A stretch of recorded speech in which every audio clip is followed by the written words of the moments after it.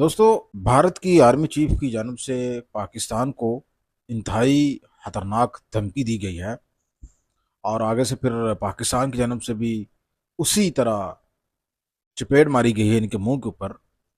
धमकी क्या दी है कि पाकिस्तान को कहते हैं जी, आप फैसला कर लें कि आप इतिहास का हिस्सा बनना चाहते हैं, हिस्ट्री का हिस्सा बनना चाहते हैं, या फिर जगराफिया का हिस्सा बदस्तूर रहना चाहते हैं। मतलब कुल मिला के वो पाकिस्तान को दुनिया के नक्शे से मिटाने की धमकी दे रहे हैं।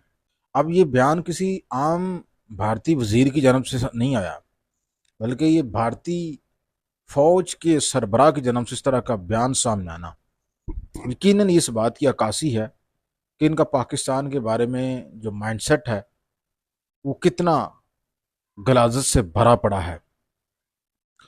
और एक ऐसे वक्त में जब दोनों तरफ की आवाम भूख अफलास पॉवर्टी दो वक्त की रोटी से महरूम है, दोनों तरफ की आवाम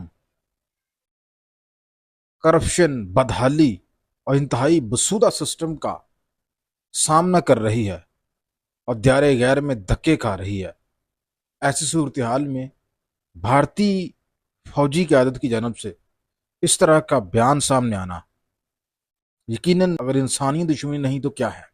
और ये कितने पागल हैं यार, किस तरह के बयान जारी करने से पहले ये बिल्कुल नहीं सोचते कि जिसको हम बयान जारी कर रहे हैं वो रियासत एटम रख के बैठी हुई है और इनसे ज्यादा एटम है इनके पास।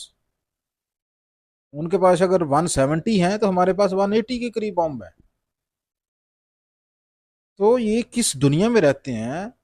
ये क्यों साउथ एशिया के अमन को तबाह बर्बाद करने पे तुले हुए हैं? हिंदुत्व का जो नजरिया है इसके ऊपर अमल करते हुए ये पूरे साउथ एशिया के लोगों की जिंदगियों के साथ खिलवाड़ कर रहे हैं। आगे से पाकिस्तान ने जवाब दिया ना, ये सुन के इनके जबान को अब लगाम लगनी चाहिए। पाकिस्तान ने आगे से ये कहा है, पाकिस्तान की आर्मी ने कहा है, अगर तुम ये सोचते हो कि हमने पाकिस्तान को दुनिया के नक्शे से मिटाना है तो ये एक तरफा नहीं होगा, ये दो तरफा होगा। तुम पाकिस्तान को दुनिया के नक्शे में मिटाओगे तो हम हिंदुस्तान को दुनिया के नक्शे से मिटा देंगे, क्योंकि ये तुम जानते हो कि एटमी कुव्वत को दुनिया में जिसको माना और जाना जाता है, जो दुनिया में सबसे बड़ी जंग को रुकवाने का जिस सेहरा जिसके सर जाता है, जिसके कहने पे अमेरिका ईरान के ऊपर खतरनाक हमले रोक देता है, उस स्टेट को तुम धमका रहे हो कि फैसला कर लो। वो वक्त गुजर गया भाई। पाकिस्तान तुम्हारी धमकियों से, तुम्हारी गिद्दड़ बग्गियों से डरने वाला नहीं है। ईंट का जवाब पत्थर से मिलेगा। ये आपको पता चल गया होगा, मार का हक जब हुआ था तो फिर आपने ट्रंप के पांव पकड़ लिए थे, नहीं तो 200 त्यारे तुम्हारे पाकिस्तान के निशाने पे थे। तो अभी तो मेरे ख्याल है उस सदमे से बाहर नहीं निकले और आगे से फिर धमकाना शुरू कर दिया पाकिस्तान को और एक एटमी पावर को। हम ना ही बांग्लादेश हैं और हम ना ही नेपाल हैं, ना ही श्रीलंका हैं। एटम है हमारे पास भी, तुम्हारे पास भी, तो फिर दो एटमी पावर्स को आपस में एक दूसरे के खिलाफ ऐसा बयान जारी नहीं करना चाहिए। मैं ना उनकी जन्म से इस तरह के बयान का हामी हूं और ना ही पाकिस्तान की जन्म से इस तरह के बयान का हामी हूं। मैं कहता हूं कि दोनों ममालिक की आवाम जो है ये बदहाली का शिकार है।